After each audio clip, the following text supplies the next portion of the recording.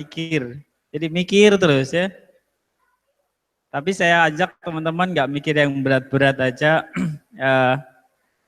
yang santai-santai aja. Saya dikasih amanat untuk bawain materi satu lagi, judulnya tentang problem solving. Tapi saya akan coba kaitkan dengan dua materi sebelumnya. Jadi memang saya spesialis di situ, adalah thinker, mungkin pemikir. Saya coba mencari pendekatan-pendekatan baru, berpikir baik itu di dalam organisasi maupun di luar organisasi yang berkaitan tentang mindset memecahkan masalah. Saya pasti senang hal itu. Termasuk tadi kita pagi diawali dengan bisnis model adalah jadi bagaimana kalau kita dikasih challenge inovasi, apa alat bantu yang bisa kita gunakan, bisnis model Canvas. Kemudian di sesi yang kedua tentang design thinking, sama juga itu berkaitan dengan pikir ya, atau metodologi baru atau pendekatan baru dalam memecahkan masalah. Ini finalnya saya berbicara tentang problem solvingnya. Sekali metode-metode problem solving, tapi saya akan share di sini yang praktikal aja yang kita bisa gunakan sehari-hari untuk organisasi kita, di perusahaan kita, atau untuk diri kita secara pribadi. Saya yakin sebagai seorang pemimpin Anda dalam sebuah bisnis, hal-hal seperti ini tidak bisa dielakkan. Setiap hari Anda mungkin akan ketemu dengan masalah, teknik-teknik memecahkan masalah yang Anda lakukan, bisa jadi secara alami Anda sudah lakukan dengan baik ya. Memang baru sama sekali Anda terjun sebagai seorang leader karena terpaksa Anda memilih jalur sebagai seorang pengusaha, Anda dipaksa untuk menjadi seorang pemimpin, akhirnya dipaksa juga ya akan dihadapkan cara-cara pemecahan masalah. Kalau dari bisnis model ada dari mulai sebelah kanan, dari bagaimana caranya Anda menghadapi customer sampai menghadapi partner Anda. So, saya nggak berbicara yang di sebelah kanannya, di blognya sekarang akan berbicara lebih ke sebelah kiri. Refreshing sebentar, slide-nya boleh diaktifkan. Tadi sebelum saya ada materinya Om Dania, Om Dania. Jangan panggil Om, kakek pantasnya.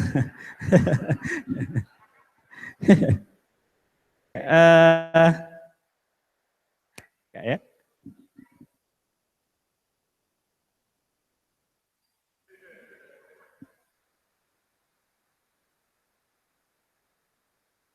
Jadi ini berkaitan dengan problem solving, judulnya sebenarnya lean thinking process. Balik lagi, thinking lagi. Tapi pendekatannya pakai lean. Ntar ada Mas Fikri yang akan lebih mendalami lean startup-nya. Jadi startup-nya kalau nggak salah ya. Jadi lebih ke konsep atau cara berpikir startup bisnis itu seperti apa.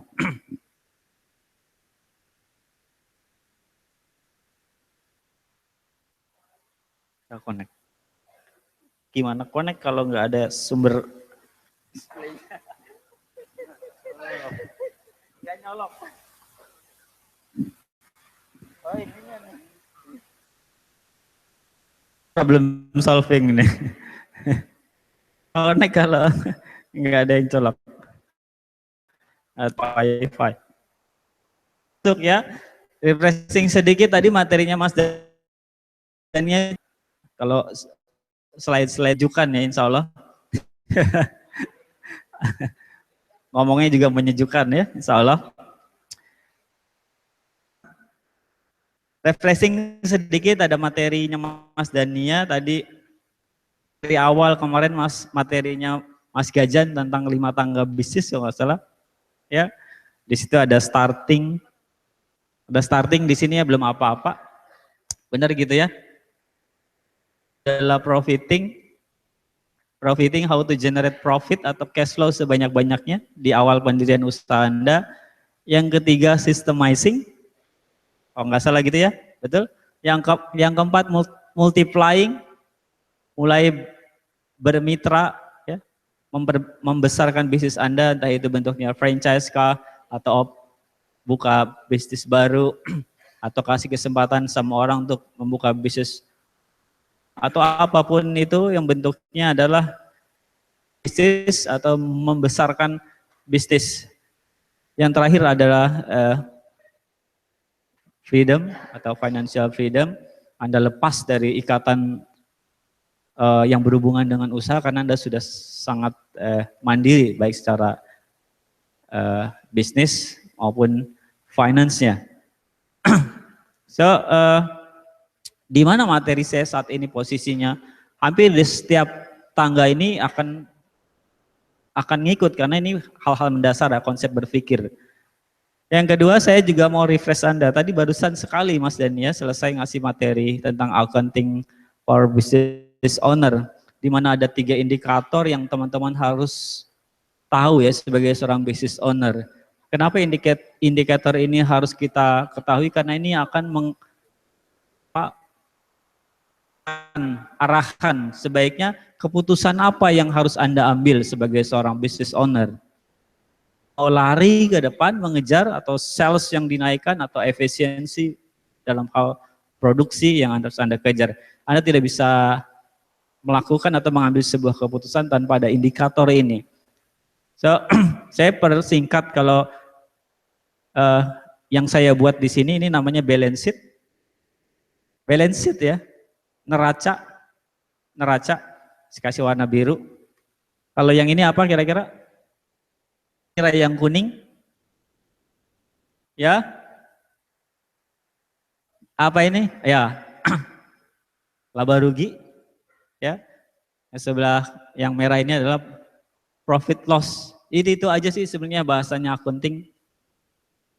Nah problemnya adalah kita kadang-kadang nggak tahu ini perannya apa di situ. Saya skip. Nih, saya akan coba ulang lagi. Jadi ada balance sheet, ada profit loss, dan ada cash flow statement. Ada cash flow statement itu kalau kebanyakan pengusaha termasuk saya lebih suka di yang biru ini sama yang merah. Jadi kalau yang biru itu melihat kekayaan perusahaan saya, ya, saya langsung foto, jepret. Kalau yang cash flow, saya ngelihat saya punya uang di dompet berapa banyak sekarang.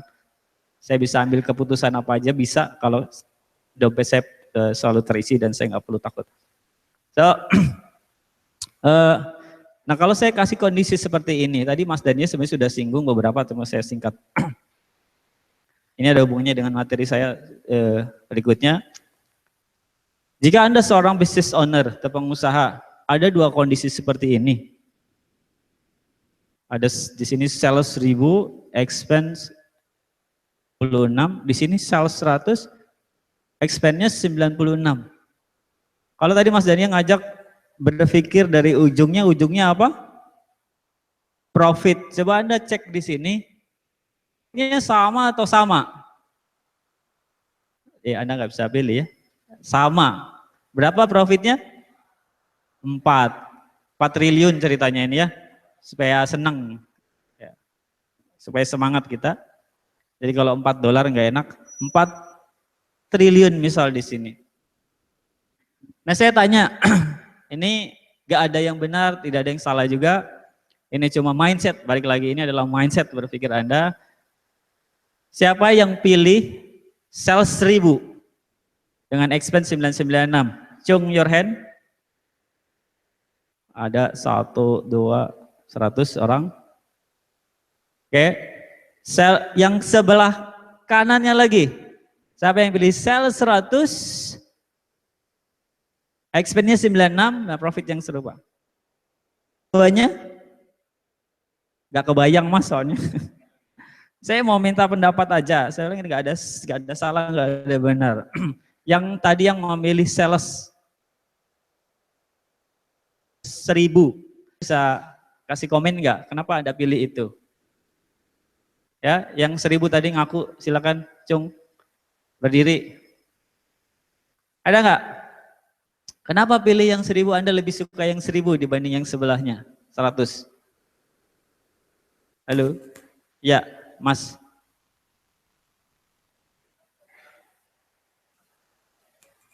Ya? Oke ya, good. Data konsumennya lebih banyak. Bisa jadi iya, bisa jadi tidak ya.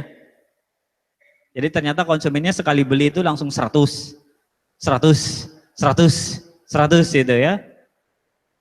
Yang itu satu, satu, satu sama juga akhirnya ya. Yang pilih 100, tapi tadi benar juga Mas, kalau misalkan analoginya atau asumsinya satu orang satu, maka ada 1000 customer jelas. Ada 100 customer. 1000 ini bisa dimonetize macam-macam. Database, ingat ya, value bisnis Anda jadi lebih tinggi kalau customernya lebih banyak dibandingnya sedikit. Terus, Chung your hand. 1000 ya? Oh suka yang 1000 ya? Suka saya? Enggak, saya milih 1000 sama 100.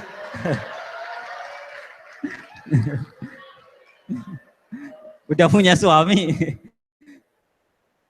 2 apa 100 pilihnya tadi? Ya sok mangga silakan, silakan jawab.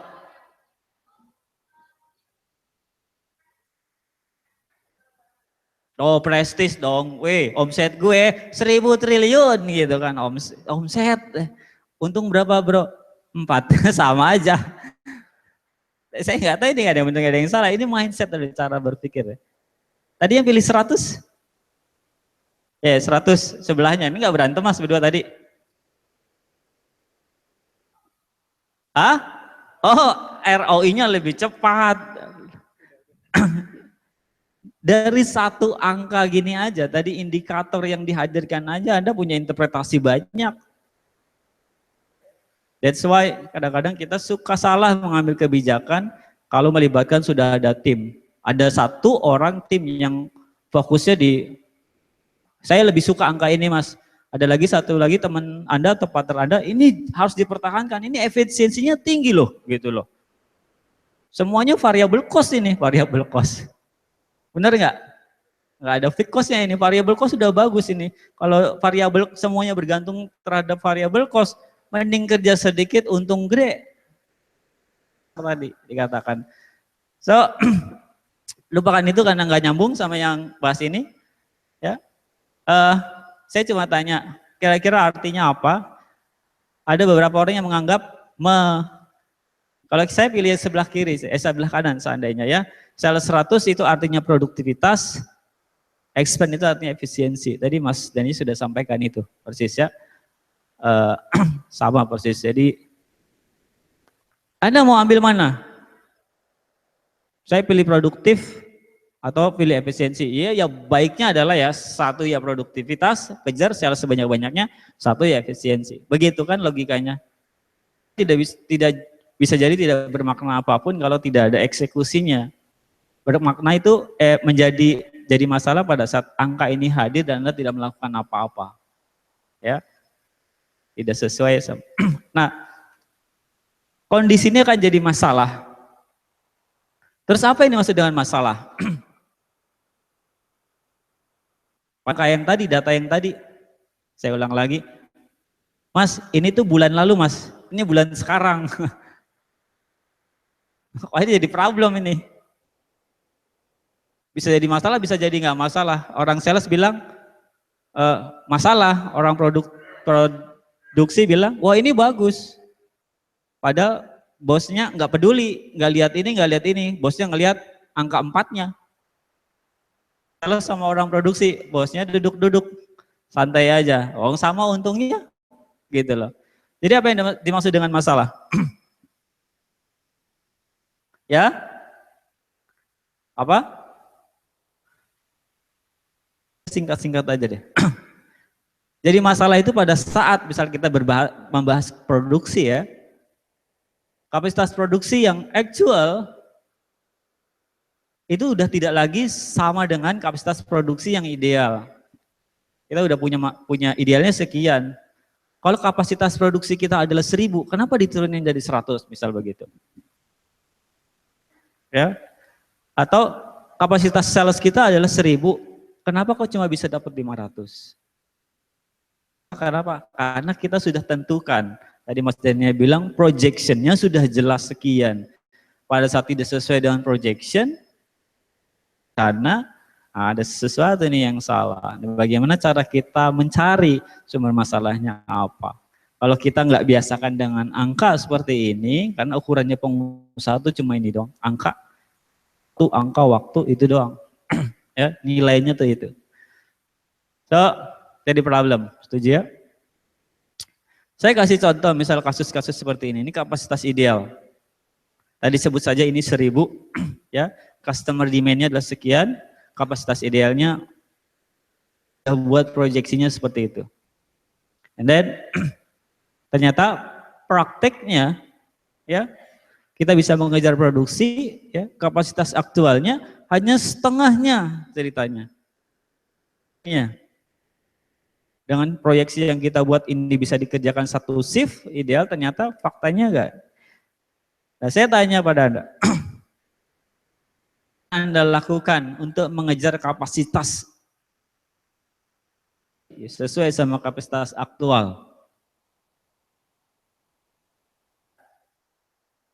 Ya, coba nambah shift. Ayo, nambah shift. Oke, nambah shift. Yang kedua, overtime. Betul? Apalagi? Ya? Outsource. Ya, cari terus. Ya, mohon maaf saya harus katakan, saya keluarkan tadi adalah jawaban-jawaban yang traditional thinking.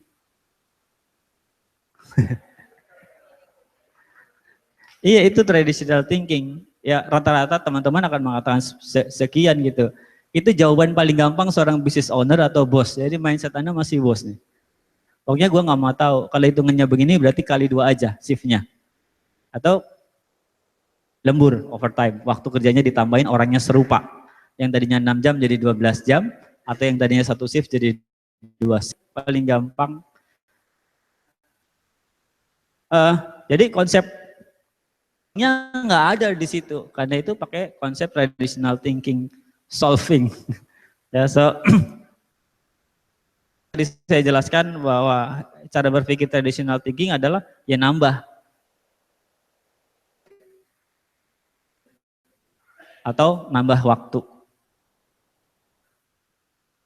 Atau supaya salesnya jadi begini. Ya, maksudnya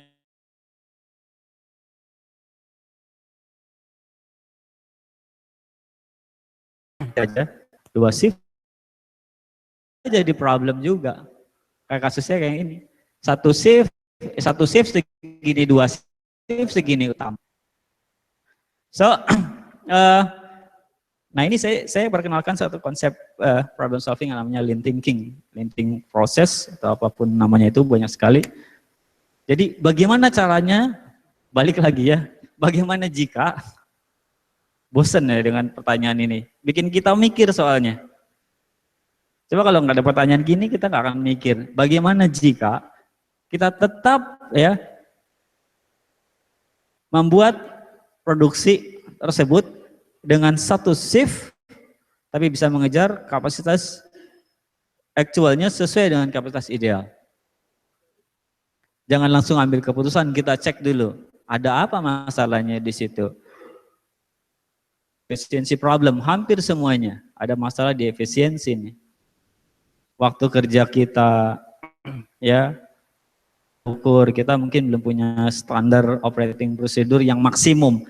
Mungkin Anda sudah punya standar operating procedure yang baik, tapi belum maksimum. Gini, mungkin Anda belum pernah ketemu sama model yang bisa menghasilkan kinerja yang maksimum, sehingga Anda membuat standar sendiri, ukurannya sendiri, dan kemudian dijadikan suatu standar bahwa oke, kapasitas idealnya adalah sekian karena mengukurnya kita, bukan model yang maksimum. Karena saya dulu ngawali bisnis saya itu di konveksian, saya dari nggak bisa jahit sampai bisa jahit, dari nggak bisa ngedesain begini sampai bisa ngedesain karena saya lakukan sendiri. Kemudian saya terlalu percaya diri bahwa kapasitas saya ini paling baik. Begitu saya rekrut satu tukang jahit, yang kemampuan saya jahit 100 potong, dia bisa sampai 300 potong. Pak, Jadi selama ini saya salah, saya nambah orang seperti saya kapasitasnya. Ternyata ada orang yang satu orang aja bisa menyelesaikan itu. Nah ini saya maksud bahwa kita belum menemukan model. Ya, kita mengambil keputusan yang singkat-singkat seperti itu. So, bagaimana cara menyelesaikannya? Ya, traditional thinking versus lean thinking. Thinking akan berpikir bahwa biasanya ya budaya-budayanya dia mempertahankan inventory dalam jumlah yang besar. Kalau lean, bagaimana caranya menerapkan manajemen inventory yang tidak biasa, maksudnya yang tidak normal, ya. Tadi Mas Dania sampaikan, gimana kalau stoknya tuh biar si suppliernya aja yang simpan, bukan kita. Itu manajemen stok, manajemen inventory yang tidak biasa, jarang orang lakukan, nitip dulu atau gimana. Kemudian kalau traditional thinking nambah jumlah shift, dia harus mempertahankan jumlah shift. Kalau traditional thinking kerjanya overtime, dia harus tetap normal time. Ya, jadi ini dipaksa gini, menambah peralatan, ya ini kurang atau tambah peralatan bisa jadi. Nah problemnya ini paling besar biasanya, bukan urusan saya yang kayak gitu mah. Itu mah urusannya orang saya lah, orang karyawan, orang produksi, orang sales. Betul tidak? Ya gitu, betul ya. So, jadi pendekatan-pendekatan ini harus kita paksakan. Begitu kita maksakan, kita harus terima konsekuensinya bahwa ini adalah urusan saya. Jadi saya harus tahu sebelum mengambil keputusan apa masalahnya. Saya percepat saja. Secara definisi, lean itu ramping. Balik lagi, saya tarik lagi. Ini eranya sekarang customer centric, jadi saya akan tarik lagi customer centric, bukan melulu apa yang Anda mau, ya. Mau. Customer ini bisa bukan berarti customer yang user aja, bisa jadi orang yang di dalam Anda sendiri, di dalam internal organisasi Anda sebagai customer, sebagai usernya gitu ya. Entah itu operator atau bagian-bagian yang berhubungan langsung dengan resources Anda. Yang digunakan untuk memperbaiki proses. Jadi kita hari ini belajar tentang bagaimana caranya memperbaiki proses apapun dengan mengeliminasi pemborosan dalam hal apapun yang Anda lakukan. Jadi kata kuncinya memperbaiki proses, eliminasi pemborosan. Customer centric nggak boleh hilang. Gara-gara Anda hemat, bikin brownies, ya, karena ini pemborosan, APP-nya tambah tinggi. Anda mengorbankan hak-haknya konsumen, gula kurang manis, garamnya jadi kurang asin, dan seterusnya. Nggak boleh ditinggalkan itu. Oke, nah kerangka kerja di problem solving dengan pendekatan lean thinking ini, cara pertama, saya langsung saja ya, adalah kita harus cek, pertama investigasi dulu, problem utamanya di mana sebelum mengambil keputusan. Ini step pertama. Apakah problemnya itu ada di alat, ya, equipment failure, kemudian cacat produksi. Siapa tahu kapasitas yang tidak ideal tadi, kapasitas aktualnya tadi sebenarnya sih secara unit udah ada, tapi udah banyak yang reject, banyak yang terbuang. Kemudian atau sebenarnya sudah selesai kapasitasnya, tapi banyak yang dikerjain ulang, akhirnya waktunya terlambat sehingga yang dikirim adalah yang ada aja yang dicatat sebagai kapasitas aktualnya. Kemudian yang keempat, kekurangan komponen. Gara-gara kekurangan komponen, terasi nggak ada, gula nggak ada, garam nggak ada, stoknya habis. Jadi manajemen stoknya kita nggak baik, ngelihat nggak ada alarm begitu ada bahan baku atau part yang habis, titit nggak ada informasi ke kita, menunda proses. Jadi kan pekerjaan yang merikiti, bahasa Jawanya apa sih? Malesin gitu loh, ngecek-ngecek begini. Ketidakhadiran, cara mandornya nggak datang, bangunan nggak jadi-jadi. Yang ngelipetin, ya, gara-gara mandor. Semangat kerja, moral, gara-gara nggak ada lagu Raisa, males semua. lagunya Raisa semangat lagi. Mungkin budaya Raisanya langsung.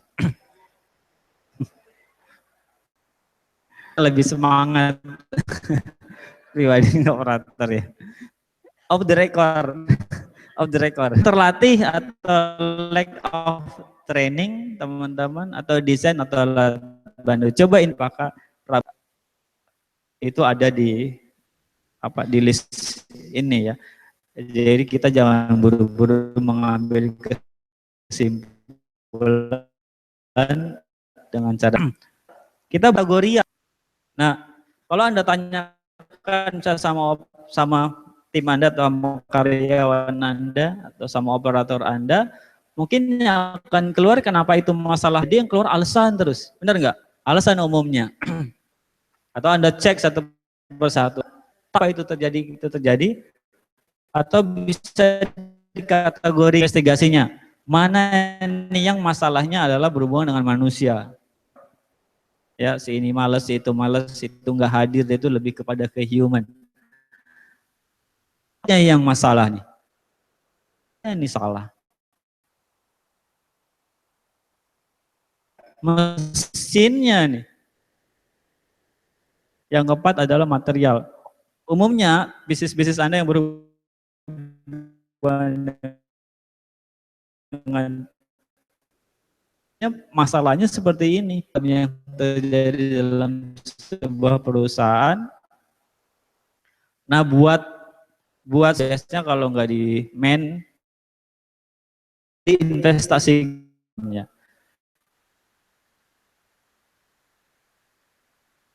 Kebiasaan kerja yang tidak training yang nggak tepat, disiplinnya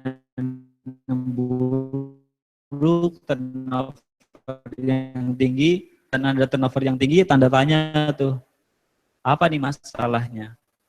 Ya, gelap, sudah digaji yang kurang, nah, itu ada lagi masalah lagi yang buruk atau komponen yang rusak, ya, metode SOP yang kurang sempurna, peran manajemen kurang, tidak jelas job desk juga ini kan jadi masalah.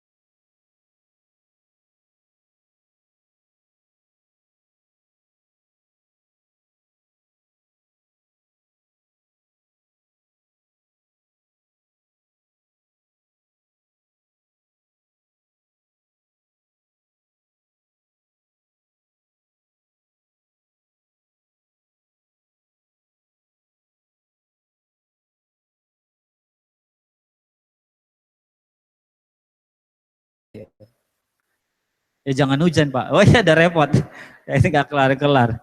Jadi kalau udah faktor ya begitu ya bisnis ada musimannya repot. Tapi berhubungan dengan produksi, kenapa produksinya cuma 100 sekarang? Apa komponennya ada yang hilang? Loh, kenapa komponennya hilang? Iya Pak, soalnya naruhnya tuh teman-teman tuh suka nggak pada tempatnya. Loh, kok bisa teman-teman? Kenapa bisa terjadi kayak gitu? Ya soalnya nggak ada tempatnya Pak. Loh, kamu udah tahu nggak ada tempatnya, kenapa kamu nggak bikin? Ya nggak ada perintah Pak. Root cause-nya adalah bosnya sendiri nggak pernah ngasih tahu gitu loh. So ini kita memecahkan masalah ini bukan, ini practical problem solving lah. Menurut saya paling gampang ya Anda bisa pakai. Tanya kenapa sampai bosan. lebih dari 5 pertanyaan, berarti masalahnya ada di Anda gitu. Ya nggak, nanyanya nggak benar, atau memang Anda nggak punya aturan yang jelas dalam perusahaan itu sampai kok nggak bisa dicek gitu setiap masalahnya. Oke, five why analysis root cause istilahnya. Prinsip dasarnya Lean itu ada 5 ya. Ini dasarnya ke customer ya. Ubah ke customer. Tentukan value yang akan Anda berikan pada customer. Pertama itu, proses eliminasi atau proses menghilangkan pemborosan itu justru mengorbankan si customer. So, pastikan, tentukan dulu value-nya customer, jangan sampai terganggu di situ. Seandainya customer minta spesifikasinya ini, pastikan itu bisa. Yang kedua, map the value stream. Jadi, samalah konsepnya kayak tadi, ya enggak? Value-nya ditentukan, Anda mapping. Ya, bagaimana langkah-langkah yang harus dilakukan untuk mengejar, untuk mempertahankan value itu. Yang ketiga, maintain flow-nya, buat alurnya. Ini ada proses yang namanya iterasi lagi, validasi ke customernya. Ini validasi ke customernya. Benar nggak langkah-langkah yang dibuatnya seperti ini? Ke internal maupun ke luar. Maintenance flow buat prototype-nya. Atau buat alurnya. Kecil di dalam situ. Dan yang keempat, itu kan mulai ke sistem. Kalau seandainya customer suka. Jadi ini tes lagi. Jadi kalau linking proses yang base user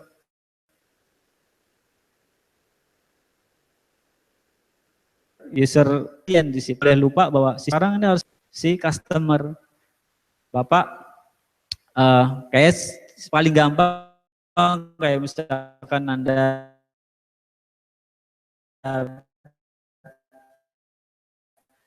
punya customer service ya, service yang biasanya dijadwalkan jam 7 pagi, telepon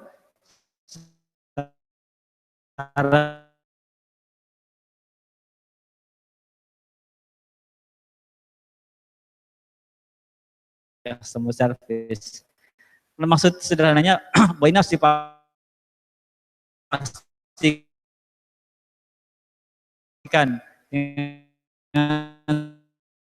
sampai sistem juga untuk efisiensi, begitu customer enggak. Yang terakhir ya, budaya yang mesti di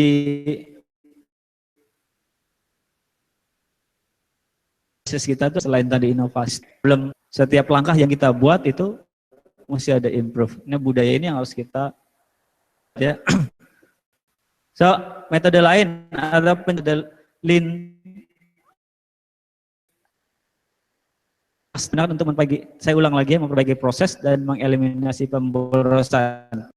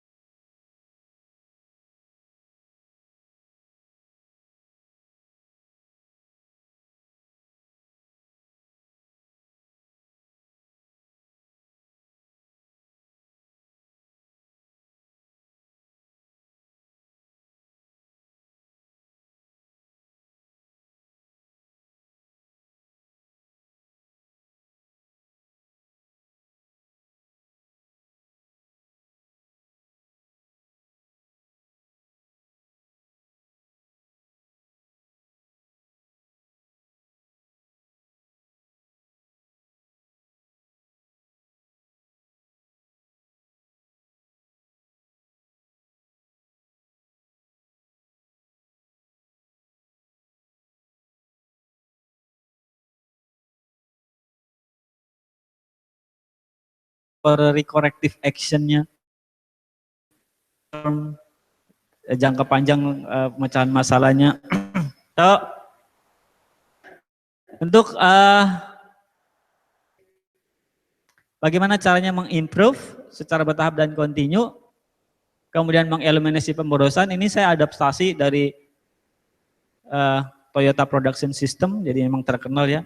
Jadi perusahaan Astra itu memang terkenal budayanya improvement, sampai budaya ini selalu dipakai ya untuk budaya di tempat kerjanya. Tujuannya sih sebenarnya sederhana, mengeliminasi pemborosan atau membuat efisiensi di kerja. Ini dalam bahasa Inggris saya sesuaikan, nomor 1 adanya set in order, kemudian yang sweep, standardize, dan sustain. Kalau dalam bahasa Jepangnya ada sih.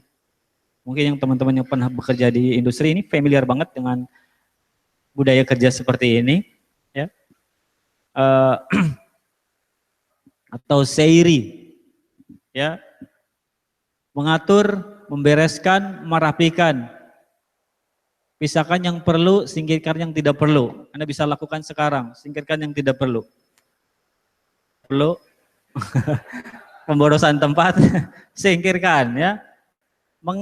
Memboroskan ya, udara, oksigen semua disedot. So, tapi ingat ya, ukurannya tadi waktu dan biaya. Jadi Anda harus bisa mengukur, mengkonversi semuanya dalam bentuk waktu dan biaya. Dan uang ya. Kalau seandainya ini nggak bisa diuangkan, mungkin ada waktu nih yang kita habiskan. Ya, pada saat kita bekerja, tadi masalah yang angka tadi kita tidak bisa mengatur, waktu kita lebih lama. Karena ini tidak tersusun dengan rapi. Ya. Jangan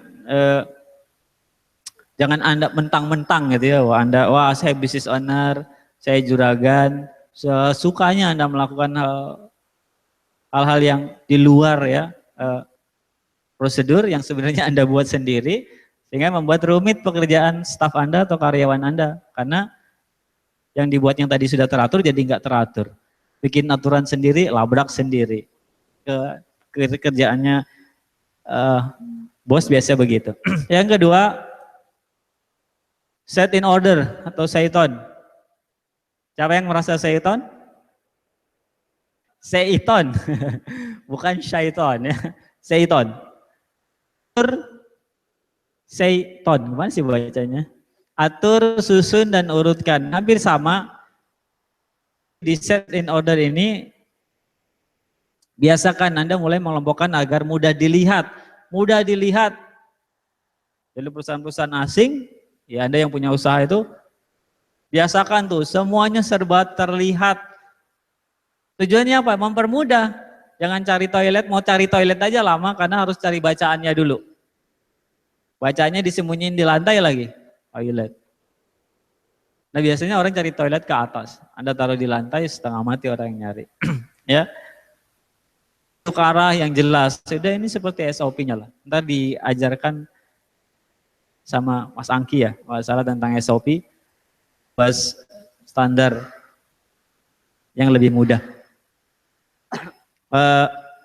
Yang ketiga, sweep atau say so, bersihkan.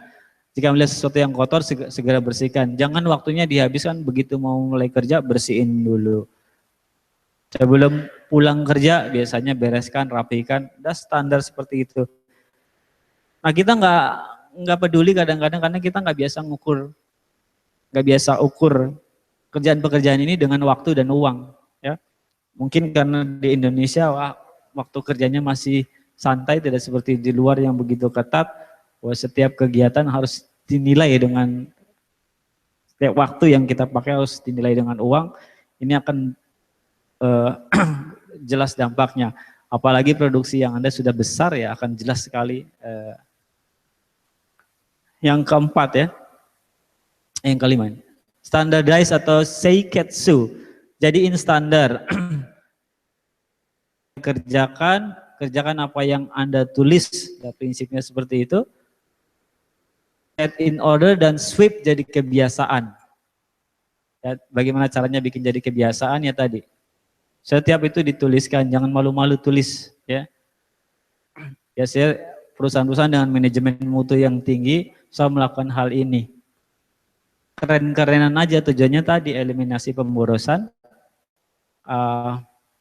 Lalu ini terakhir adalah Shitsuke, pertahanan, jaga dan laksanakan ketentuan dan peraturan yang berlaku.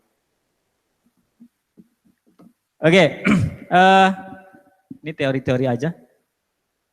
Ada 7 pemborosan dalam proses biasa yang terjadi, yang mesti Anda waspadai. Transport, perpindahan antara proses yang mubazir. Anda bikin brownies, tepungnya di sini, telurnya di sana. Telurnya di sana mas, gitu loh. Terus kalau mau bikin adonan harus ke sana. Iya mas, ya tempat telur di sana. Begitu jalan udah 1 kilometeran, udah boros bensin.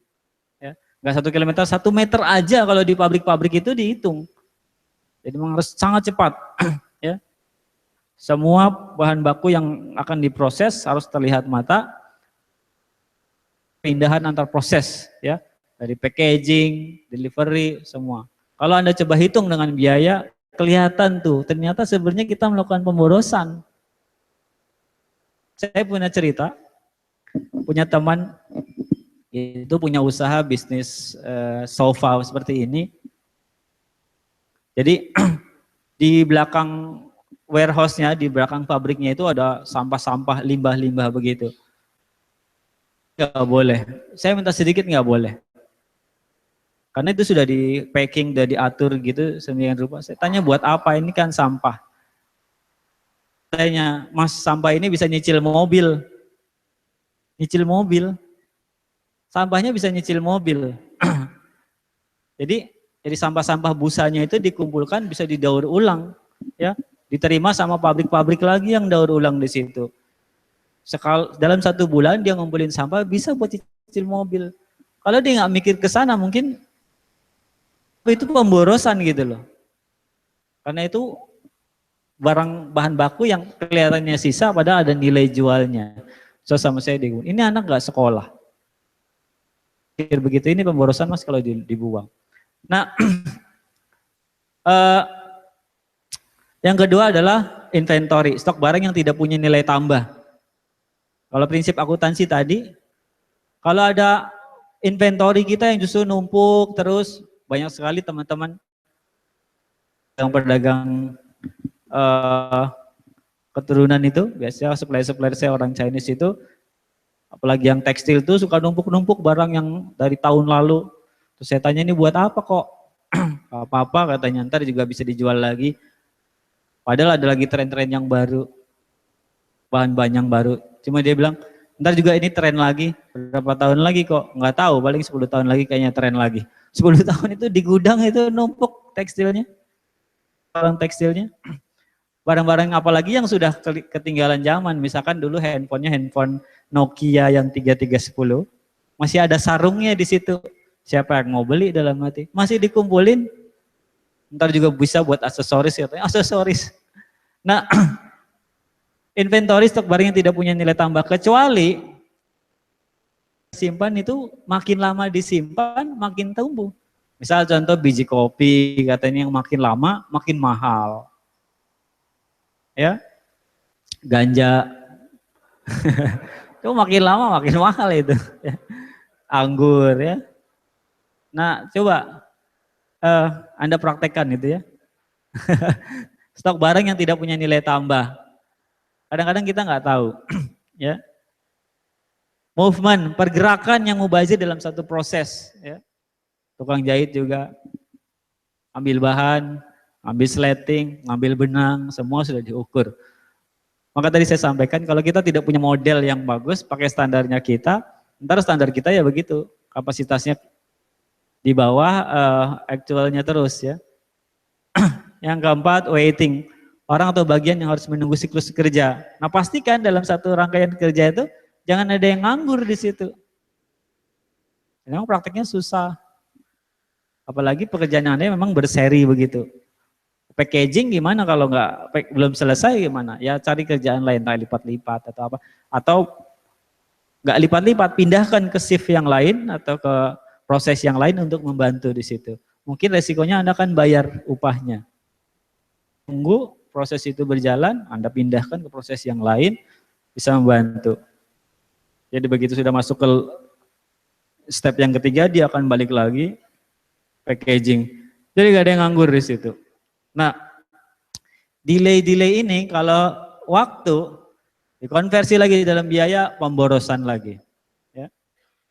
Overproduction, memproduksi terlalu cepat atau lebih banyak daripada yang bukan. Sering banget kasus-kasusnya kita nggak ngukur ya, kita udahlah ntar juga dia pesan lagi, kita overproduksi. Ternyata kalau dihitung bulanan, 1, 2, 3, bisnis-bisnis yang konveksi lagi contoh ya, bikin kaos pesanan 100 atau 200, dilebihin satu buat saya pakai sampel. Dia itu, ya. Mungkin setiap ada orderan dia minta lebih terus, dia pakai terus, sebenarnya itu pemborosan juga.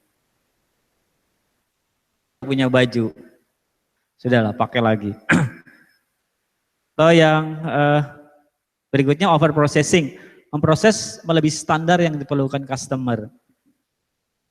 Customer mintanya seperti ini, standarnya dia kasih lebih. Bagus sih, tapi kalau dihitung-hitung dalam jangka waktu yang lama dan Anda konversikan lagi ke dalam bentuk biaya lagi bahan. Nah ini sering kita luput karena ya sudahlah kita biasa dengan budaya kerja kita bahwa ya tolerir lah, nggak apa-apa lah salah. Kalau kita pakai budaya kerjanya seperti di Jepang ya, standar-standar industri mereka tidak ada ampun. Jepang bekerja dengan perfection ya, sangat sempurna, tidak boleh ada yang loss di situ. Efek cacat atau gagal produksi ini sudah pasti ya, sudah hampir dipastikan. Cacat atau gagal produksi jelas akan menimbulkan pemborosan dalam bisnis Anda. Oke. Sudah singkat segitu aja. Saya lebih suka tanya jawab aja dibanding ngasih materi terus ya. Ada pertanyaan? Nggak ada, kita bubar. Tujuan utama dari menjalani proses ini adalah mencapai cara kerja yang lebih sederhana, lebih cepat, lebih murah, lebih baik dan lebih aman. Ada satu metode lagi nggak saya sampaikan di sini, namanya head thinking. Jadi cara berpikir 6 topi istilahnya. Jadi pada saat Anda ingin memecahkan masalah, selain customer centric, Jadi Anda juga harus perhatikan organisasinya. Jadi dalam six thinking head itu, ya, six head thinking itu, pada saat Anda memecahkan masalah, misalkan ini nggak ada itu ya iPad ya. Ada sebuah rumah misalnya, Anda bayangkan ada sebuah rumah, biasanya rumah itu ada depan dan ada belakang. Ada bagian depan, ada yang bagian belakang. Di bagian depan, orang yang menatap bagian depan rumah sama orang yang menatap bagian belakang rumah jelas punya persepsi yang berbeda. Meskipun satu objek yang sama, tapi karena sudut pandangnya berubah, maka punya pandangan yang berubah. Jadi Anda bisa tempatkan diri Anda ya sebagai orang yang di depan, sebagai orang yang di belakang, sebagai orang yang di samping kanan, samping kiri, dan orang yang melihat ke semuanya. Orang yang di depan adalah berpikir tentang hal-hal yang baik, positif dari sebuah objek ini apa. Yang di belakang berpikir tentang hal-hal yang negatif tentang objek ini apa. Kanan berpikir tentang imajinasi, ini akan dikembangkan seperti apa. Hal-hal yang di belakang berpikir tentang resistansinya, jika bukan kebalikannya sama imajinasi, resiko-resikonya. Orang yang kelima berpikir tentang semuanya. Jadi bergantian ya, pada saat Anda ingin memecahkan sebuah masalah, Anda harus taruh kepala Anda itu menjadi orang-orang yang berbeda. Balik lagi kayak empati tadi, ya. Sekali Anda menjadi orang yang melankolis, kemudian melankolis itu apa? Orang yang melankolis, orang yang sangat dominan, orang yang sangat analitik, orang yang sangat imajinatif, semuanya harus Anda pakai. Nah, libatkan semua orang di situ, persepsi yang banyak dalam memecahkan masalah, supaya tidak lagi kejadian-kejadian bahwa keputusan yang Anda ambil itu adalah keputusan yang egosentris ya. Tapi lebih kepada ke customer centris. Yang dimaksud customer centris adalah para stakeholder yang berada dalam perusahaan Anda. Oke, itu aja dari saya. Saya buka sesi pertanyaan kepada Anda. Ya. Desain. Di yang pertama atau yang kedua?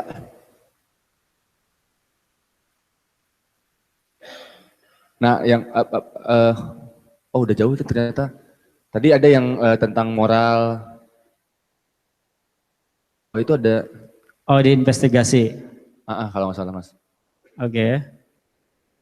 Nah itu di paling bawah Mas, yang kedua ada desain. Yang seperti apa Mas contohnya? Jadi bisa jadi cacat desain. Hal mendasar bisa Anda membuat ternyata problemnya adalah di desain yang kurang sempurna. Contohnya misalkan Anda merancang mesin produksi, ya enggak? Itu mikir bahwa bahan baku masuk, kemudian dibersihkan, kemudian dipotong, desainnya seperti itu. Semuanya sama, tapi ada beberapa hal yang Anda lewat, misalnya ternyata pada saat pemotongan ini Anda lupa limbahnya kemana. Bisa jadi itu desain limbahnya kemana. Limbahnya akan nyatu ke situ atau memang sudah dipisahkan tapi kira-kira mana numpuk di situ. Bisa jadi seandainya ini ceritanya aja ya.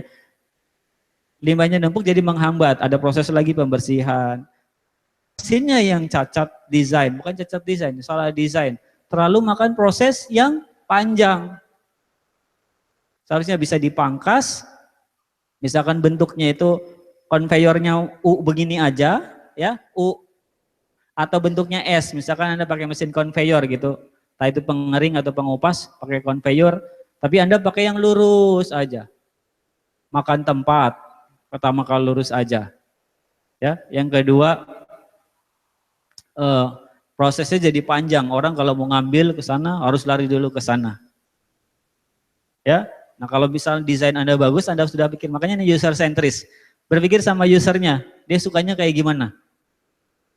Buat U atau letter S di situ konveyornya, supaya dari kalau sana ada yang lolos, di sini bisa ketemu.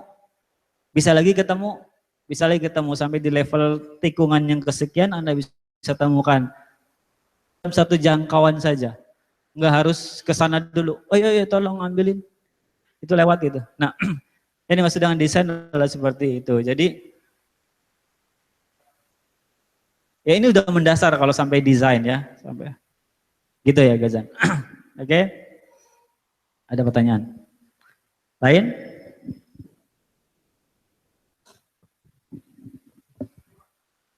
Terima kasih. Saya Rosa. Saya dari Jogja. Mau tanya tentang 7 pemborosan yang tadi terakhir kali dijelaskan, Mas. Satunya ada ngejelasin mengenai overproduction ya. Nah, di situ kan nggak bisa dipungkiri bahwa ketika bisnis fashion itu ada kalanya kita mengalami overproduction dan ada beberapa pula produk itu tidak terjual sesuai dengan estimasinya. Misalnya ketika kita luncurkan kita sudah memprediksi bahwa itu akan segera sold out misal kayak gitu kan, tapi ternyata masih bertahan di beberapa bulan berikutnya kayak gitu. Itu sudah mulai masuk ke barang dead stock kayak gitu. Ya, dead stock. Tadi Mas Denny udah sampaikan, kalau udah jadi dead stock, anggap ya tadi permasalahan pertama, inventory yang tidak punya nilai tambah. Saya tanya lagi, kira-kira kalau itu disimpan, itu akan punya nilai tambah nggak produk itu? Nggak punya? Enggak. Bisa jadi punya, bisa jadi enggak misalnya. Kalau di dalamnya ada emasnya gitu, aksesorisnya. Jadi emasnya lebih bernilai daripada bahannya. Nah, coba Anda pikir lagi ke pertama, ini akan menjadi inventory yang punya nilai tambah atau tidak? Tambah daripada Anda jadi dead stock, Anda ubah menjadi bahan baru lagi, ya.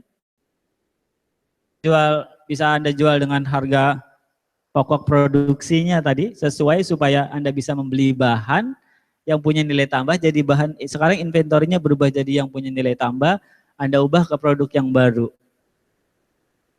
Nah, itu kira-kira jawabannya. So kalau ya prakteknya ya sering banget kita menghadapi seperti itu, dilema buat seorang. Kalau ada orderan, nah, ini kalau konteksnya orderan Anda sudah dapat jelas 100 pieces, ya Anda buat 100 pieces. Kalau seandainya Anda memaksakan membuat 105 pieces, 105 pieces atau 110 pieces, sebenarnya Anda sudah breakdown semua biayanya supaya bisa tercover dengan orderan yang tadi gitu loh. Sehingga overproduksi tadi tidak membebani. Ya, tapi syaratnya overproduksi itu Anda sudah punya rencana. Ini yang overproduksinya akan jadi apa? Akan jadi nilai tambah baru atau tidak? Kalau cuma untuk pajangan is okay. Ya, menambah kecantikan toko Anda atau koleksi Anda sehingga customer koleksi Anda terlihat ramai, oke itu akan menambah nilai dari bisnis Anda. Tapi kalau seandainya itu Anda cuma untuk simpan, pemborosan yang kita nggak tahu, itu pemborosan yang kita nggak sadar. Ya, meskipun 5, padahal itu bisa diuangkan, Anda bisa ganti dengan produk yang lain yang jauh lebih mudah dijual. Itu kira-kira jawabannya. Ada pertanyaan lain?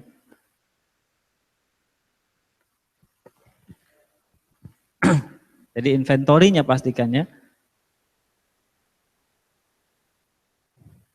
Tapi kalau kasusnya ini sudah ada PO dan Anda masih melakukan dari jumlah PO yang diberikan, itu udah problem Anda. Jadi Anda bisa mengukur, kecuali ya biasanya kalau produksi-produksi fashion begitu memang ada bahan-bahan lebihan. Sebenarnya Anda sudah ukur semua material, cost materialnya itu Anda sudah ukur semua tadi yang Mas Denny sampaikan.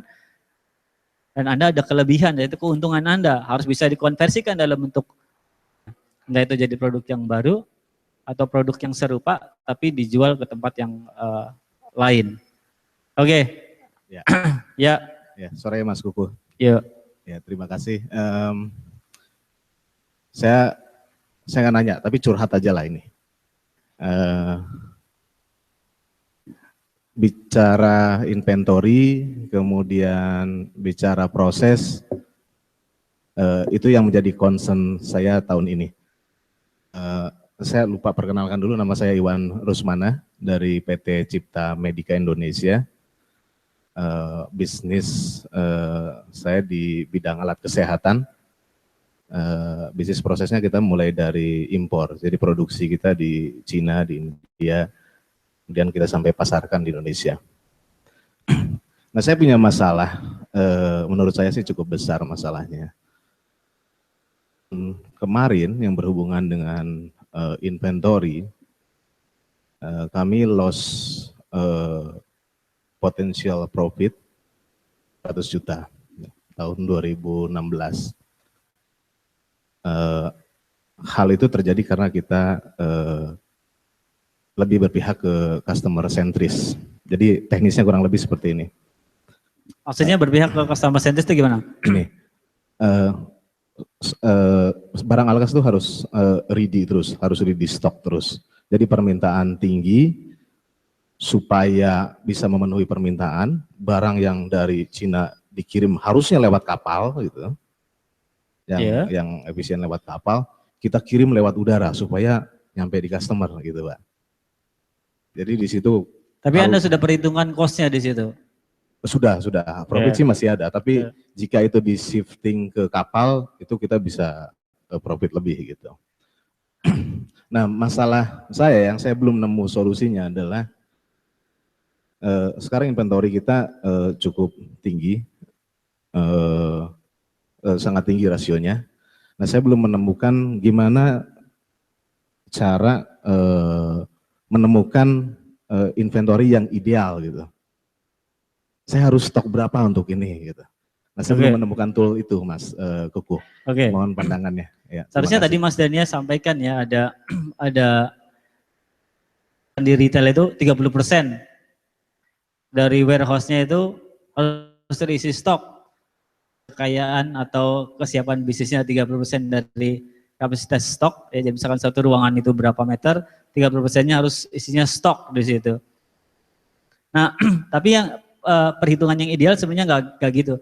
Anda harus sudah punya data dulu sebelumnya.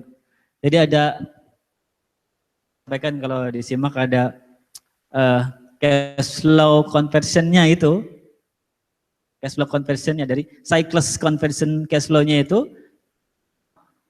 ya berapa lama. Jadi data yang dulu masuk misalkan 100 stok, ya enggak, kemudian berubah menjadi cash flow itu siklusnya berapa lama. Siklusnya berapa lama? Kalau Anda pernah catat begitu, tentukan. Karena ini nggak ada standarnya, harus ada perhitungan khususnya.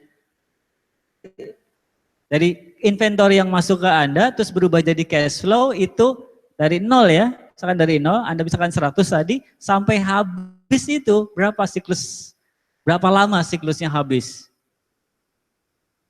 Anda punya rasio ntar. Itu masuk lagi di situ, ya Anda harus, ini harus ada data. Jadi kalau pemula biasanya Anda nggak punya data di situ, Anda bisa tanya sama pengusaha-pengusaha yang serupa. Ya, siklus apa istilahnya conversion cash flow-nya itu, yang CCC-nya itu berapa lama sih? Setiap perusahaan beda-beda, ya setiap bisnis perdagangan beda-beda, biasanya tergantung yang bisnis telur mungkin cepat sekali, hitungannya hari aja. Kalau bisnis yang seperti alat-alat kesehatan mungkin bisa berhari-hari siklusnya, sampai berbulan-bulan bahkan. Kalau kita udah punya hitungannya seperti itu, ya kapan order yang berikutnya masuk, ya di siklus yang mana masuk. Nah pada saat itu kita nggak boleh mengosongkan, ya minimum harus ada berapa standar situ, 20%, 30%. Jadi kalau Mas bisa tunjukkan datanya sama saya itu, saya bisa bantu bagaimana hitungannya. Nah itu yang saya tunggu sebetulnya. Oh, tadi sebenarnya ada di materinya Mas Dania itu yang lead itu, sampai ketemu habis stoknya tuh di angka berapa, di live-nya tuh di berapa, ntar ada order masuk lagi, ini di tanggal berapa, nah di situ ada gap inventory di situ, termasuk bukan cash flow ya, tapi gap inventory. Kalau sampai ada gap inventory, Anda kehilangan cost opportunity namanya. Nah, Anda biasanya menghindari cost opportunity itu dengan menghadirkan inventory dengan cara yang abnormal tadi. Yang harusnya pakai shipping kapal, pakai terbang. Ya enggak? Tujuannya tadi customer centris katanya, untuk menutupi cost opportunity-nya. Padahal kalau Anda baca riwayatnya, seharusnya Ini kita sudah ready di sini, nggak perlu pakai shipping misal seperti itu. Jadi ini berhubungan dengan data Mas, ada hitungannya sebenarnya, tapi pastinya nggak tahu, nggak bisa dipastikan karena itu tergantung riwayat dari bisnisnya itu sendiri. Masing-masing bisnis punya catatan yang berbeda. Yang lebih repot kalau misalkan bisnis Anda tuh berdasarkan proyekan, jadi PO-nya nggak tetap, nah itu yang repot ngitungnya. Retail Anda bisa baca polanya itu enak, ya. Jadi Anda nggak bisa sembarangan atau nggak bisa pakai spekulasi seperti Mbak tadi, ini kayaknya kita stok segini bisa. Jadi ini manajemen stok ini sebagai standar hitungan buat bisnis-bisnis retail modern saat ini. Paling kalau datanya ntar saya bantu Mas di belakang. Ada rumus-rumusnya soalnya. Ya. Ya, terima kasih Mas. Oke. Manajemen retail termasuk gitu. Ya. Kalau nggak ada, saya senang sekali. Istirahat lebih cepat. Pertanyaan lagi? Di luar ini nggak masalah, di luar materi ini silakan. Cek. Ya. Mas tadi kan ada, perkenalan dulu ya. Nama saya Rofif. Kelihatan orangnya. Berdiri. Ya. Oh itu. Ya, jadi kan ada metode, ada material, ada mesin, ada man. Ya. Nah dari empat tadi kan, yang 3 itu kan material, mesin sama Metode kan itu nggak wujud ya, maksudnya bukan wujud, nggak pakai perasaan ya. nggak pakai maksudnya gimana? Sebentar. Kalau men kan hubungannya kan sama SDM, sama orang-orang. Ketika ada masalah kan ada perasaannya gitu loh. Kalau di men material sama metode kan kita tinggal hubungin sama rumus sama teori. Oh iya. Tapi kalau Baper gitu ya. Nah, Kalau seperti itu. Maksudnya kalau ada tadi terus habis itu kan macam-macam tadi. Nah, itu kalau misalnya problem solvingnya kalau misalnya berhadapan dengan masalah kayak misalnya ya seperti tadi kayak perasaan atau kita lack of training misal kan dilihat orangnya juga, dilihat job desk-nya kayak gimana dulu kayak gitu. Iya. Jadi kadang-kadang kita mengalami masalah kayak kayak kurang ada feeling dia sebenarnya bisa kok tapi kok nggak bisa ya gitu loh. Kurang lebih seperti itu ya. Jadi sebenarnya mainnya masalahnya tuh di Anda bukan di orangnya ya. Kok bisa milih orang yang diajarin nggak bisa-bisa gitu. Jadi problemnya adalah di Anda. Oke, saya paham maksudnya. Ntar melibatkan perasaan Mas kalau masalahnya di orang. Nah di orangnya tuh yang di mana dulu saya tanya dulu. Apakah di operator, apakah di Anda gitu loh. Dalam konteks yang lebih umum ya, dalam bisnis yang manufacturing misalnya, semuanya kan sudah punya SOP-nya, Standard Operating Procedure. Itu setiap SOP mesti ada KPI-nya, ya, ada KPI, jadi Key Performance Indicator-nya. Berhasil, tidak berhasil, kalau KPI-nya ini terpenuhi. KPI-nya biasanya itu dengan waktu, secara kuantitatif sama kualitatif. Nah, kalau udah berbicara kualitatif ya repot. Bersih itu yang seperti apa? Nah begitu kita ingin menegur kok lu kerjanya ini nyapunya nggak bersih ya, kita nggak enak. Makanya dibuat secara kuantitatif atau bikin standar. So kuncinya tadi kalau Anda tidak bisa membuat KPI-nya, Anda tidak akan bisa menegur. Perasaan ntar pada saat menegur nggak enak. Jadi kalau dalam organisasi Anda bikin job desk-nya seperti ini, maka indikasi ini misalnya kaca dibersihkan 4 kali, nah, yang bersangkutan harus lihat. Kalau ada sampai 3, dia cuma 3 kali membersihkan kaca, Anda bisa tegur tanpa bawa perasaan. Kamu bacakan KPI-nya, jadi bukan kita lagi. Jadi kalau sampai Anda belum punya KPI-nya, sebenarnya masalah main-nya bukan ada di orangnya, tapi sebagai kita, sebagai business owner yang tidak bisa membuat atau menyediakan itu gitu loh.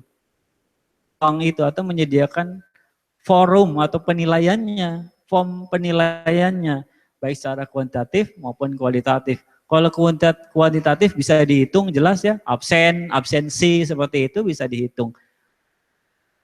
Ini seharusnya kamu masuk 10 hari, kok kamu cuma masuk 7 hari. Ditanya problemnya apa. Ada 2, itu kalau 2 kenapa? Dua-duanya minta ikut sama saya. Kalau ikut kenapa? Terus tanya semua, ini istri saya 2 mas, kalau saya buat ini aja. Terus saja, nggak selesai. Jadi problemnya adalah, Anda nggak bisa bawa perasaan di situ. Karena secara kuantitatif jelas. Tapi kalau kualitatif, nah itu adalah balik lagi kebijakan kita. Baper sedikit ya sudah biasa. Ya, biasakan bahwa teman-teman itu atau tim saya juga bekerja dengan KPI tertentu karena saya orangnya malas negur. Saya malas negur orangnya. Kadang saya lakukan sendiri kalau salah. Ya, karena buat saya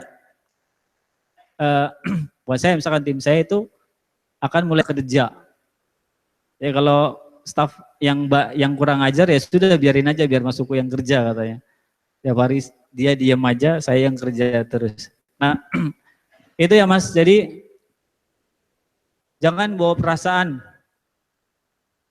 Kalau selama kita kerja atau mengukur keberhasilan kita semuanya serba kualitatif, ntar yang ada perasaan lagi. Jadi biasakan setiap tugas itu ada KPI-nya, indikasi. Supaya kita negur nggak pakai perasaan, tapi pakai data. Itu jawaban dari saya kira-kira. Ya, Mas, apa tadi? Oke ya. Yuk. Ada yang sudah bisa buat, pernah bikin KPI, ntar ada materinya ya, bikin KPI kayak gimana, tadi dikasih tahu supaya kita negur orang tuh enak. Tipe orang juga beda-beda ya, ada yang orang di direct. Kalau saya suka bagi ada 4 kategori orang nih, sebelum kita memutuskan apa yang harus dilakukan sama orang ini. Apakah perlu di coaching aja, perlu di supervisi aja, atau di directing. Ada orang yang high motivasi, motivasinya tinggi, tapi skillnya kurang. Ya, orang ini cukup di training aja, ya. Permasalahannya, oh Anda belum cukup training, belum cukup tahu apa yang harus Anda kerjakan, tapi dia ingin tahu. Yang kedua, orang ini ingin tahu, skillnya tinggi, motivasinya tinggi, skillnya tinggi, tapi masih melakukan kesalahan. KPI-nya udah jelas, oh, orang ini cuma butuh di coaching aja mungkin. Kenapa Anda salah? Mungkin hal-hal yang pribadi ada terjadi di situ, ya. Nah kita cukup coaching. Ada orang yang low motivation, low skillnya juga rendah. Nah ini mau di coaching kayak gimana? Susah. Mau di namanya mentor atau di training juga susah karena skillnya kurang, motivasinya nggak ada. Directing aja, suruh aja. Tugas-tugasnya langsung. Bersihkan ini jam 7. Ini langsung aja. Atau tunjuk-tunjuk aja. Ambil itu, ambil itu, ambil itu. Masih di situ. Nggak bisa improve atau inisiatifnya kurang. Itu aja, oke? Udah? Ya, terakhir ya.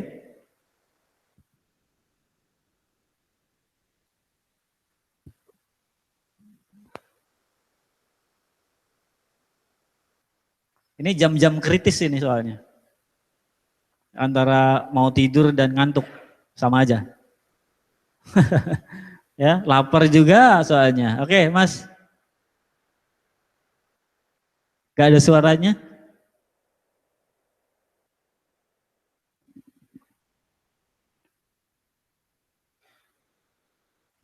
Halo, terima kasih. Perkenalkan, nama saya Jamaluddin, asal Pontianak, Kalimantan Barat. Pontianak. Di furniture, Pak. Furnitur. Ya, furniture, ya. Jadi saya itu bekerja kebanyakan atas order. Order. Ya. Cuma dalam keadaan sepi, karyawan saya itu saya suruh buat barang stok. Stok. Ya. Jadi kebanyakan stok, karena udah lama tidak ada order, kebanyakan stok. ada batas-batas stok yang diizinkan supaya tidak merugi, gitu, ada anunya. Jadi bagaimana Pak sarannya? Apakah saya harus cuci gudang dulu, mengatur barang saya ini supaya tidak terlalu banyak stok? Iya. Nah, cuma saya takutnya ini kan barang-barang standar seperti meja kantor, itu kan barang-barang umum diperlukan, kita turunkan harga, nanti kalau kita jual lagi kan susah gitu. Maksudnya dengan mutu yang sama, tahu-tahu kita jual murah, nanti kalau jual lagi kan tidak bisa harga semula gitu. Saya percaya furniture tuh, udah Pak pertanyaan itu? Ada lagi? Sementara situ Pak. Oke ya. Saya percaya furniture dan fashion tuh agak, jadi kita ya pengalaman pribadi ya, itu susah banget karena harus menyesuaikan dengan fashion. Bukan saya yang mau, tapi ibu negara. Ibu negara mintanya pink, saya setengah mati cari furniture yang pink, harus bikin sendiri. Maksudnya sekarang eranya ya ini furniture itu hampir sama dengan fashion. Jadi kalau udah sama dan fashion itu ada siklusnya artinya. Tren lagi, ntar nggak tren lagi. Dulu zamannya vintage ya, zaman tahun 80-an, sekarang booming lagi vintage. Kalau Bapak punya kekuatan gudang, ya enggak, kekuatan finansial yang cukup untuk menyimpan barang-barang yang tahun 80-an itu mungkin sekarang panen. Karena kayu juga nilainya berubah, kayu misalkan bahan bakunya adalah kayu, punya nilai tambah yang berubah. Kita ngaca sedikit Pak dengan retail-retail modern. Sekarang furniture, kalau Anda lihat IKEA di Jakarta itu ada mall, jual furniture sebenarnya konsepnya cuma mall di situ. Sederhana Pak, kalau sudah akhir tahun dia akan cuci gudang jelas. Kenapa? Trennya akan baru lagi. Kayak fashion aja Pak. Nah kita adaptif enggak dengan perubahan itu? Kalau kita cukup adaptif, ya enggak? Kita jual semua, tujuannya supaya kita dapat lagi revenue yang baru, cash flow yang baru untuk memproduksi barang-barang yang memang dicari sama si customer. Hitungan, kalau Bapak mau maksakan diri untuk berhitung kira-kira cost-nya berapa, dulu cost-nya berapa, sekarang nilainya berapa, kalau saya jual saya harus minimum dapat berapa, supaya saya dapat ganti dengan inventory yang baru atau produk yang baru yang langsung bisa diserap habis sama pasar. Teorinya gitu, logikanya gitu. Ya. Tapi seandainya sudah terjadi kayak gimana Mas? Banyak caranya. Salah satu teman saya di Cirebon itu disewain buat kantor-kantor baru. Itu selama toh namanya kayu. Soalnya dia bilang kenapa lu berani sewain kayu Mas, bisa direparasi. Ya, selama tidak dirayap karena dia kayu-kayu jati dan ntar ada masanya dijual lagi. Memang ternyata disewain ke kafe. Jadi model bisnisnya apa yang diubah? Ini menarik Pak, model bisnisnya yang diubah. Daripada jadi dead stock, disewain ke kafe dalam kurun waktu sekian tahun. Misalkan 1 tahun aja. Anda pada saat ingin bangun kafe biasanya cost paling besar adalah di furniture tadi. Nah itu. Nah orang-orang yang bikin kafe biasa kalau merancang secara interiornya sendiri udah costnya pasti lebih mahal.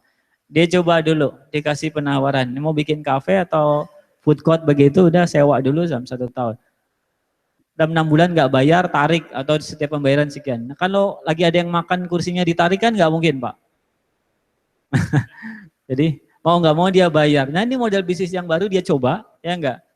Terus dia model bisnis yang kedua, dia coba leasingkan, kreditkan dengan harga biasa. Dan itu ya, coba kreditkan, bekerja sama dengan leasing atau jasa pembiayaan yang tadinya harganya 2 juta, tetap 2 juta dengan skema cicilan. Atau bisa jadi lebih murah dengan skema cicilan, yang penting Bapak modalnya kembali. Pak, kira-kira itu jawabannya. Ya Pak. Ada lagi tanya? Model disewakan tuh saya ada pengalaman, ini untuk share sama teman-teman. Kalau enggak teliti, dia pernah ada kasus disewa di atas nama sewa, rupanya dijual Pak. Oh iya, makanya ya saya ya betul. Dijual, ada kemampuan membayar. Saya tunggu-tunggu, ini pengalaman, yang memakai itu meninggal. Jadi yang memakainya meninggal gara-gara kursi Bapak ya. Oh, kursinya tuh Pak mesti di bunga. Gini Pak, balik lagi ini kayak kita belajar konsep awal ya, bisnis model. Pada saat jika seandainya atau bagaimana jika furniture ini disewakan, akan ada konsekuensi yang lain yang mesti kita amati. Ya, konsekuensinya apa? Seandainya orang ini nggak bayar, ya kontrolnya gimana supaya dia bayar. Nah yang teman saya lakukan Pak, bukan saya lakukan, teman saya lakukan, dia mau sistem kontrolnya begitu. Pertama adalah kepada kantor, bukan pribadi. Karena kantor gampang dilacaknya pertama, terus yang jelas kantor memang bidang yang komersil gitu, artinya dia menghasilkan sesuatu di situ. Biaya rutin buat dia, tapi bukan di rumah tangga. Kalau rumah tangga tuh kan, waduh variabelnya tinggi sekali. Pengeluaran sekarang sama bulan depan bisa berbeda. Kalau kantor itu cenderung stabil, maka dia sasar ke kantoran, bisnis yang memang ya menghasilkan duit gitu. Dan itu menjadi sumber daya, ada resourcesnya dia ya, furniture ada resourcesnya dia. Sehingga kalau ditarik, kalau ada tamu lagi kantor dia ditarik, dia malu. Ya. Kemudian yang kedua dapat revenue dari maintenance. Sewanya mudah dapat maintenance di situ. Artinya kalau ada rusak bisa di maintenance atau dia bisa service dengan charge tertentu. So pada saat Bapak membuat skema sewa, Bapak harus siap konsekuensi yang lain ya, termasuk tadi sistem kontrolnya. Nah ini akan mengimprove perusahaan Bapak nih. Besoknya akan berubah ya menjadi pembiayaan khusus furniture gitu, bisa jadi pembiayaan khusus furniture. Bapak akan memangkas banyak-banyak biaya produksi dan segala macam. Pasti lebih resource utamanya sekarang lebih ke finansialnya. Ya sama sistem kontrolnya dibuat, garansinya seperti apa. Saya yakin Bapak juga akan mikir supaya ini nggak gampang rusak, supaya ini nggak dicuri kayak gimana. Nah itu. Dan orangnya meninggal terus Bapak mundur, nah itu problemnya. Jadi kita nggak berani improve di situ. Ya, oke. Kira-kira gitu Pak Jamal ya. Ada yang lain? Masih ada? Ya. Silakan di luar topik kalau salah.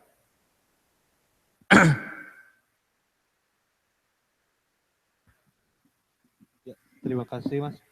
Saya Tian dari Bogor. Saya mau minta pendapat aja tentang lean thinking sama traditional thinking, Mas. Saya ini di Bogor ini ternak sapi, Mas. Nah, rata-rata 80% pegawai saya ini lebih ke traditional thinking. Nah, maksud saya dan rata-rata mereka juga, mohon maaf, pendidikannya di bawah rata-rata, Mas. Nah, gimana caranya saya untuk pendekatan ke mereka supaya apa ya, maksimalnya mereka ini sebenarnya menerima arahan dari saya itu kayak gimana sih? Karena kejadian 2010 saya pernah ada pengurangan pegawai, itu ada fasilitas saung itu dibakar gitu Mas sama mereka. Jadi ini rekrut preman atau rekrut karyawan? Nah itu ya yang saya takutin ya itu maksudnya maksimal pemikiran mereka ini untuk berubah itu bagaimana sih Mas penyampaian saya ke mereka gitu. Oke, ini PR banyak ya. Pada saat bisnis kita tuh bersinggungan sama masyarakat level bawah. Saya mohon maaf bisa saya sebut level bawah.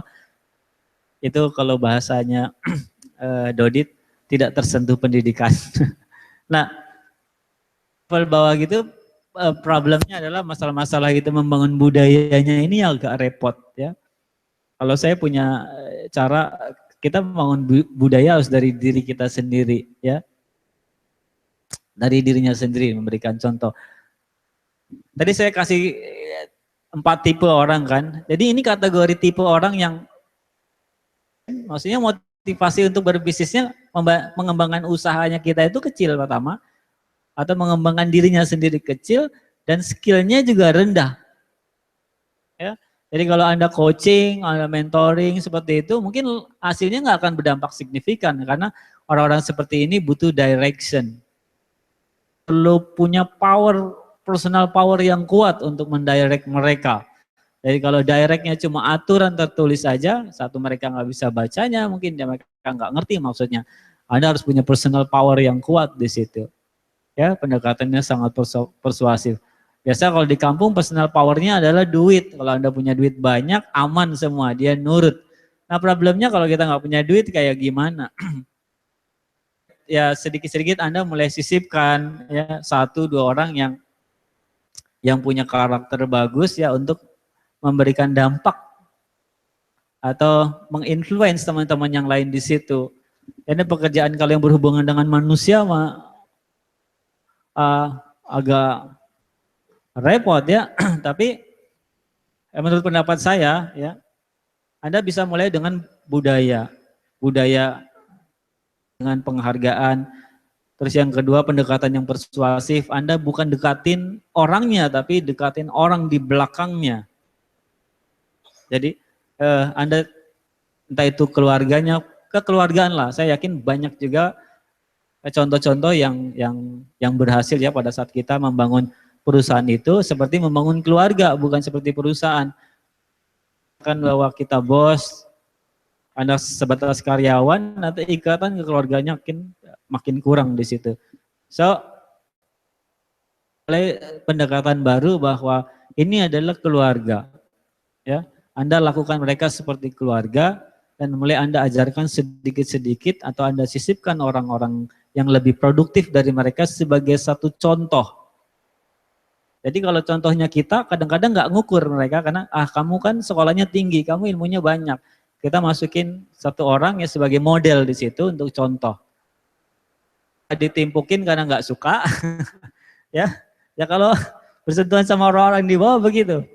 Iri, orangnya semakin lama makin iri karena dia dipuji, tapi Anda bikin skenario sedemikian rupa, persuasif lah di situ. Banyak contoh bisnis-bisnis yang bersentuhan dengan masyarakat begitu, kita susah keluar dari problem-problem itu karena kita ketergantungannya sama orang tersebut gitu loh. Tidak ada lagi orang ahli di situ. Ini masih jadi PR ya, banyak sekali. Saya juga punya binaan-binaan itu yang di kampung semuanya rata-rata preman begitu. Preman kita kasih training nggak banyak berubah. Begitu kita kasih duit banyak berubah. Duitnya aja, nggak dikasih duit gitu lagi. Jadi pendekatannya adalah kita deketin keluarganya. Saya deketin keluarganya, saya kenal istrinya, saya kenal anaknya. Nah, di situ saya bisa mulai mengarahkan bahwa kalau saya nggak bisa mendirect orang ini, maka istrinya mungkin yang bisa mendirect orang itu. Jadi kalau laki-laki takut sama istri, istrinya yang kita kutik-kutik ya. Dibanding takut sama kita, mending takut sama istri. Oke, kira-kira itu ya. Gak ada lagi ya? Senang nih kalau nggak ada yang nanya, karena bisa istirahat. Terima kasih ya teman-teman yang sudah hadir sampai sore ini. Saya salut karena Anda mau menyisakan atau menyisihkan waktu ya sampai sore ini. Sekian banyak materi yang disampaikan dari hari pertama sampai hari terakhir nanti. Masuk, ada yang tidak, karena kita dari background yang berbeda-beda, Anda punya concern yang berbeda-beda. Tapi harapan saya Anda tetap stay di sini sampai selesai. Bukan karena peraturan yang mengharuskan Anda di sini ya, tapi memang keinginan Anda ya. Mas saya bilang kerendahan hati kita membuka pintu rezeki dan keilmuan. So saya harap teman-teman juga punya prinsip yang serupa supaya satu sama lain akhirnya bisa saling memberikan manfaat, insya Allah. Cukup dari saya, mohon maaf kalau ada kekurangan, sekali lagi mohon maaf, saya percaya materi yang disampaikan ini sangat minim. Saya membuka kesempatan diskusi di belakang, ntar mungkin oleh panitia akan dibuatkan grupnya biasanya ya, Anda bisa kontak saya di situ. Apa yang bisa saya bantu, saya akan bantu Anda. Assalamualaikum warahmatullahi wabarakatuh. Waalaikumsalam warahmatullahi wabarakatuh. Aplaus Mas Kuku.